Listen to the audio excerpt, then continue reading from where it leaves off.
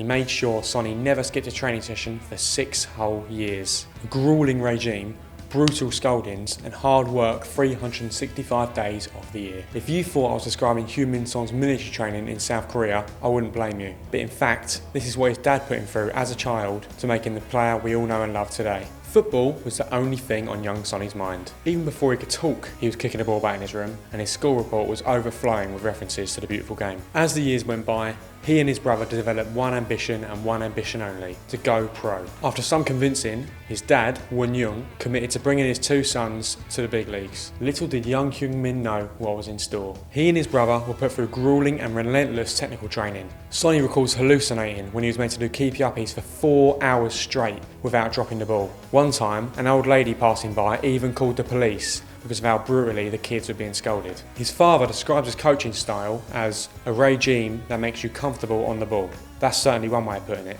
Sonny had to do 3 laps of a field whilst doing keepy-uppies without dropping the ball once. One with his left foot, one with his right, and one with both. If he did drop the ball, he would have to start all over again from the first round. For all of Heung-yun's strict treatment of his sons, some even thought he was their stepfather, you couldn't fault his dedication to the cause. On winter mornings, he'd be up at the crack of dawn, raking snow and sprinkling salt on the ground. His shoes acted as makeshift cones for the boys to dribble around. And he made sure Sonny never skipped a training session for 6 whole years. That's right, even on his birthday, he was doing his mandatory 2 hours of ball control work. The Son family were praying all this hard work would pay off when Nuremberg and Hamburg scouts arrived in South Korea to bring 6 young players back to Germany. Of course, Sonny was selected, so he packed his bags and made his way to Europe as a 16-year-old. He was ecstatic. He'd gone from keepy-uppies in the park to training at state-of-the-art facilities at one of the biggest clubs in Germany in just a few weeks. Professional coaches, nutritionists, medical staff.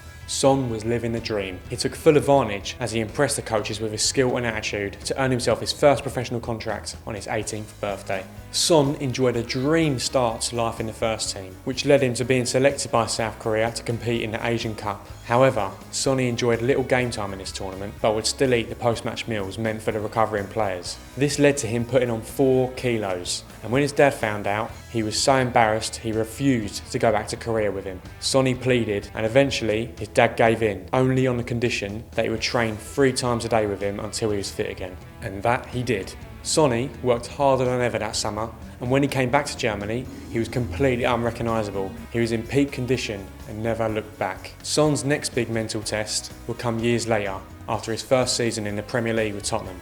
After scoring just 4 league goals that season, Spurs were willing to sell him on to Wolfsburg, but Son was not fazed. He said, "There's no reason why I should fall behind in the competition.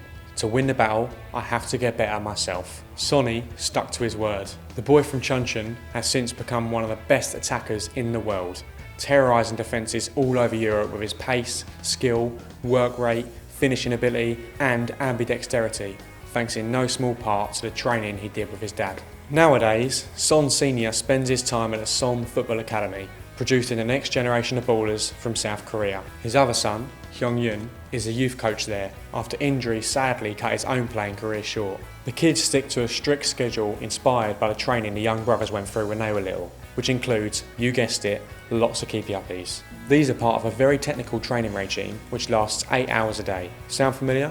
More than half the students are over 15 years old, and none of them have been taught to strike a ball yet, in the hope that they don't strain their knee muscles. The Sons insist that their training was far more difficult.